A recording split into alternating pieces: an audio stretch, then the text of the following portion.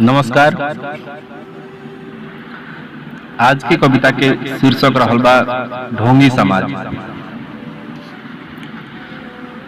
सबका के जे बचावे निकलल पड़ल विपत के घेरा में, सबका के जे बचावे निकलल पड़ल विपत के फेरा में, हाय रे कोरोना एकहू न कैली झपटली आपन घेरा में। बंद रोजगारी बढ़ल लाचारी लोग मरत आवे भूखे, बंद रोजगारी बढ़ल लाचारी लोग मरत आवे भूखे। आ छोड़ली ना एकहू के जे बतिया ना मानल लोग के भीड़ में ढूके। पतो न लागे भइल बा केकरा मशीनो ना कोनो बाटे, पतो न लागे भइल बा केकरा मशीनो ना कोनो बाटे। संगही रहल केहू पछड़ाइल केहू हंसत खेलत बाँचे।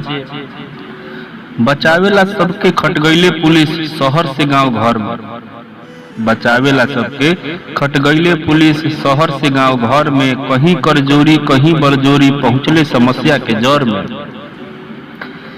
सेवा में जे जुटल स्वास्थ्यकर्मी के जब नतीजा आइल सकारात्मक, सेवा में जुटल स्वास्थ्यकर्मी के जब नतीजा आइल सकारात्मक। काल तक जे पूजलक भगवान बना के आज भइल अचानक आक्रामक। घर में बैठल लोग के सिर्फ सत्य तथ्य ही बतावेला, घर में बैठल लोग के सिर्फ सत्य तथ्य ही बतावेला। परिवार के मोहमाया छोड़ले सबका के सचेत करावेला। पत्रकार के जब भइल कोरोना चारू ओर भइल हल्ला, पत्रकार के जब भइल कोरोना चारू ओर भइल हल्ला। अपने समाज स्वीकारे ना पावल हेला करे मोहल्ला। समय ह सब बदली फिर देखी उहे समय आई, समय ह सब बदली फेरू देखी उहे समैया आई।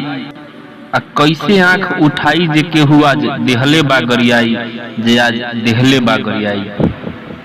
नेपाल से प्रकाशित होने वाला एकमात्र भोजपुरी अखबार भोजपुरी टाइम्स दैनिक में प्रकाशित कविता के कुछ अंश शब्द और आवाज के संगे हम श्याम सराफ, बीरगंज।